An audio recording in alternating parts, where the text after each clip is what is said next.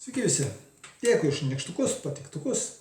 Šiandien tokia mintis, tik tokia buvo įrašas, tiksliai žodžių neprisimenu, bet esmė minties tokia, kad kodėl blogis, aš jį taip vadinu, nes taip nuo vaikystės būdavo, visi žinom, kas geris, kas blogis. Tai sako, kodėl blogis taip viską rodo, kaip kas kur yra. Velniai, kaip jie atrodo, ne, kaip ten kokie babaužiai, kaip įsivaizduoja žmonės pragarą, per filmus puikiai tą rodo, vaizduoja ir visa kita. Atminkit, kad filmai irgi yra užsakinėjami. Ir irgi ten yra tam tikros taisyklės, kur režisieriai negali šiaip savo pašokinėti ir turi įdėti tam tikras scenas. Apie dabartinius filmus tai iš vis jau ten patyrima. Tai ir sako, kam blogiui visa tai. Aš neatsimenu, ten sakė iš kažkur tie žodžiai. Ir visa tai reikalinga tam, kad žmogus būtų užsiėmęs visų kitų, kai jis nepamastytų apie save, apie savo prigimtį, apie žmoniją, apie žmogiškumą, apie tą, kad galų gale mumyse yra aukščiausiojo dalelė. Mes esam dievų vaikai. Apie tą, kad žmogus pamirštų, yra daroma viskas. O kodėl daroma viskas? O todėl, kad blogis žino, kad ką žmogus turi ir ką žmogus gali. Tai mes iš tikrųjų, žmonija jau, nežinau kiek tūkstantmečių, yra verginama, naikinamas sąmoningumas, kad žmogus savo noru, ne tai, kad atsisakytų, bet kai jis savo noru eitų žudyti kitus ir naikinti kitus ir taip toliau. O kas tai yra? Tai ir yra žmoniškumas, tai žmogiškumas, du skirtingi dalykai, esu anksčiau garsinęs, kas yra žmogiškumas ir kas yra žmoniškumas. Ir, kaip sakant, parazitams reikia, kad jie išeitų švariomis rankomis. Kodėl? Nes jeigu jie tepsis rankas, jiems irgi klius. Toks yra, kaip sakant, atoveiksmio dėsnis. Taigi, dabar primeskim, kadaise esu minėjęs, pakartosiu, jei kas jau žinot. Tai pagalvokit, kiek siaubų, kiek baubų jūs jau žinot iš savo senelių, sakykime, iš prosenelių. Pirma, aišku, praėjo 2 karai, tai yra žiaurūs dalykai, katastrofa. Kam tas reikalinga? Manau, sveiko proto žmonės ir taip aišku. Toliau, imkime, kuom gąsdino visus. Iš tikrųjų, realiai, visą pasaulį išgąsdino Amerika su numestom 2 branduoliniam bombom taikiu, ne karo metu, ne konfliktiniu metu, numetė ant Hirošimos ir Nagasakio. Tik tiesa, neužteko, kad vieną numetė. Čia mūsų grinai yra parazitinis mąstymas, parazitinė veikla, kad po 3 dienų numetė ir antrą. Čia pasityčiojimai ir parodymai visam pasauliui, kas mes esame. Ir ką? Ir iš tikrųjų pasaulis visas nustiero.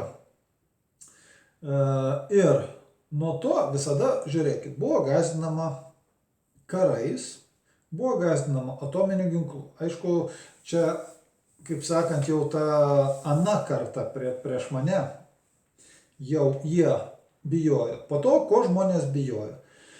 Po to gąsdino mokyklose, kad ledynai ištirps, viskas patvins. Ledynai jau praktiškai ten ištirpę yra. Dabar, aišku, visi gali giedoti, kad tai žiūrėk, kiek lyja, kiek viską. Palaukit, jie tirpsta, bent jau nuo 80-90 metų. Smarkiau pradėjo tirpti nuo 2000-ųjų panašiai.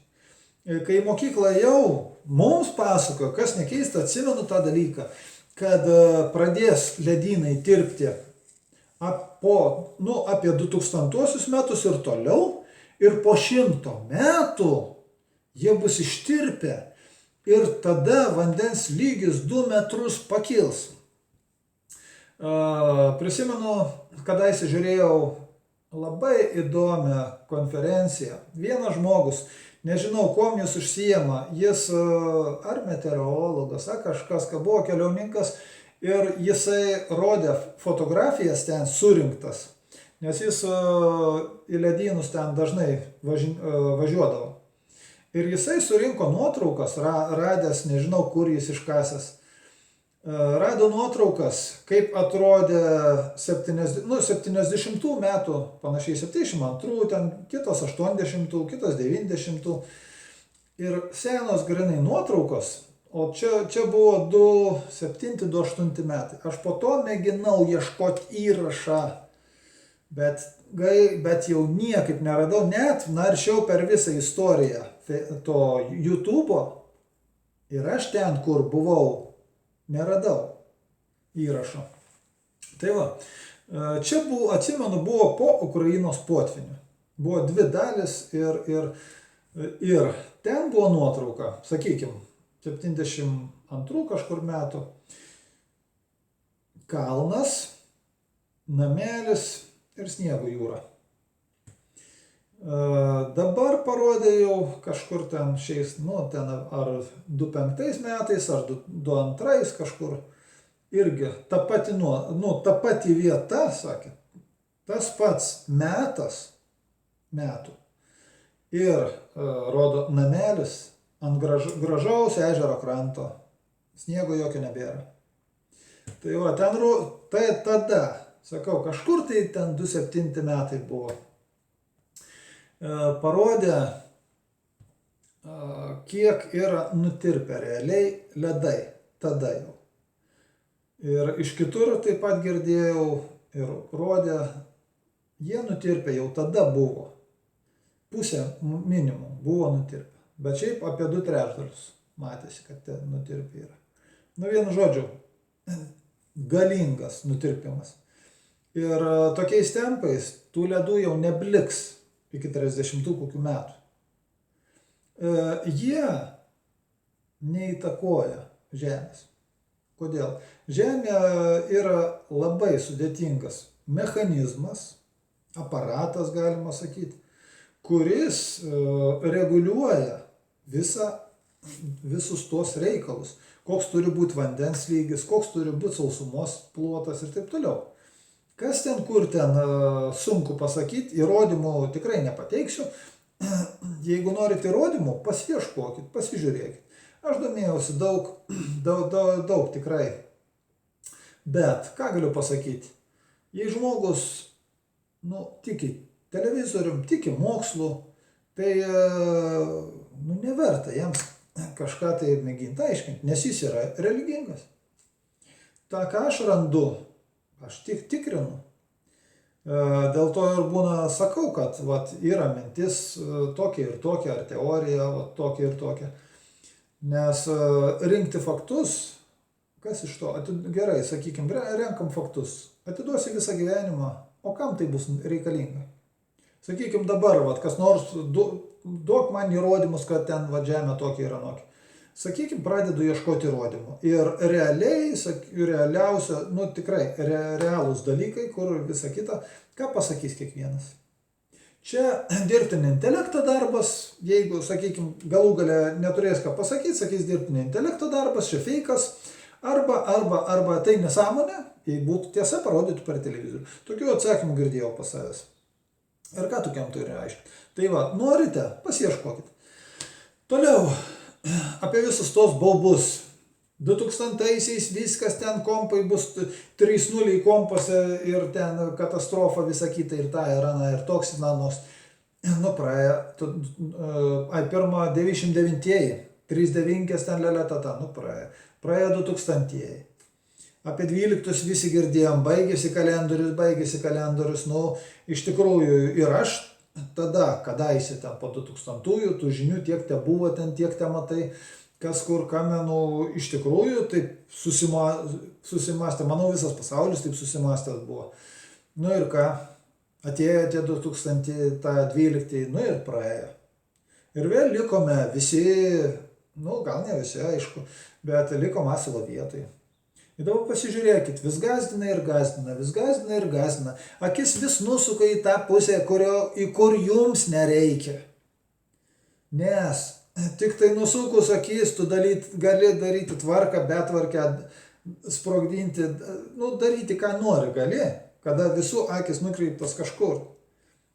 Kaip kadaise, kur ir Ukraina ten numušė, supranti, lėktuvą, visi tylėjo. Po to Malaizijos Boeingas, bumt, ir su visais įkalčiais, su visais įrodymais, su viskuo, nieks neatvažiuoja, nežiūri, niekam neįdomu. Ir po to visi vat, įsiaršinę tą, bumt, vat, lėktuvas Malaizijos. Ir apie jį, ten ir ana, o kadangi tai susiję dar ir, kadangi pas baltarusus nukrito, tai išvys katastrofa. Ir viskas. Ir Ukrainos temos nebeliko. Tai va, jūs kaip aveles, jums, čia tarsi, supranti, žinutė mobiliakė, blim, čikšt, ir viskas. Ir jūs viso kito nebematot. Jūs tik matot, kad klink, oho, nagi taip yra. Tai va, žmogeliai, mąstykit. Dabar gerai. Imam toliau. Labai, aišku, daug liaudės bijo. Žinoma, kaip pasiklausai tų dalykų, kas dedasi. Pasiklausai tų suvienytų nacijų organizacijų ar ten žmogaus teisių, kokie yra punktai, kokius jie nori įgyvendinti. Tai tikrai plaukai, kaip sakant, šiaušiasi. Nes ten ten įvairiausios baidyklės. Dabar žiūrėkit, taip jamam. Kiek baidyklių buvo? Visos jos buvo melas. Kam reikalingos baidyklės? Kad žmonės bijotų. Kam reikalinga, kad žmonės bijotų? Tam, kad jie savo valia, kaip sakant, savo tikrąją prigimtį numarintų energetiką. Įsivaizduokit, paimkit bet ką, pailsėję, išeinat į lauką, ką nors, ar imsiu, darysiu, ar važiuosiu tą, ir įsivaizduokit, iš jūsų atima energiją. Žinia kokia nors ten, tas, anas, ten kas nors blogai, ar ten, ką nors, lengva. Ir kas iš jūsų lieka? Lieka skuduros. Kaip aitvaras, žinai, kad vėjas papatė, paleidai ir nuskrido. Tai va čia lygiai tas pats. Lygiai tas pats. Iš jūsų atima jūsų valią. Per tas visas baidyklės, per tos visus gąsdinimus. Dabar gerai. Dauguma aišku sakys, oi taip, anaip, čia toj prasidės ir tos pandemijos ir ta ir ana. Gerai prasidės. Kaip ir pandemija prasidėjo, taip ir pasibaigė. Kita, jeigu žmonės dar nepasimokė, turės progą dar sik pasimokyti. Ir ateis ir praeis. Norit karo, norit bado, norit maro, ko jūs norit gyvenimo? Ar pagalvojat kada? Ko iš vis žmogus gyvena šiame pasaulyje? Ką, vaikų pridaryti, supranti, pagert, paėsti ir vaikų pridaryti? Čia yra kiaulės lygis, net ne kiaulės, čia iš viso šunų ir kalių lygis. Tai va, pamastykit, ko jūs gyvenate šiame pasaulyje. Ko jūs norit, ko jūs trokštat. Ir tikriausiai dažniausiai trokštat to, ką matyt per televizorių. Bet tai tik laikinas dalykas, laikinas pasitenkinimas, dirbtina laimė. Tai yra viena tikros laimės sudėtinė dalis. Tai va, tokias navynas, tokios mintis. Mąstykit. Nemąstysit, tai klausykit, ir kalakutai nemąsto, ir gaidžiai nemąsto, ir avinai nemąsto. Iš tikrųjų, čia sąlyginai šnekant, nes kada avis veda papjauti, jom teka ašaros. Bet jos eina. Tai va, nebūkite nei avim, nei avinais. Reikia netikėti, reikia pasitikrinti. Tikėjimas tai religija. Netikėkit, tikrinkit. Tiek tam kartą, iki.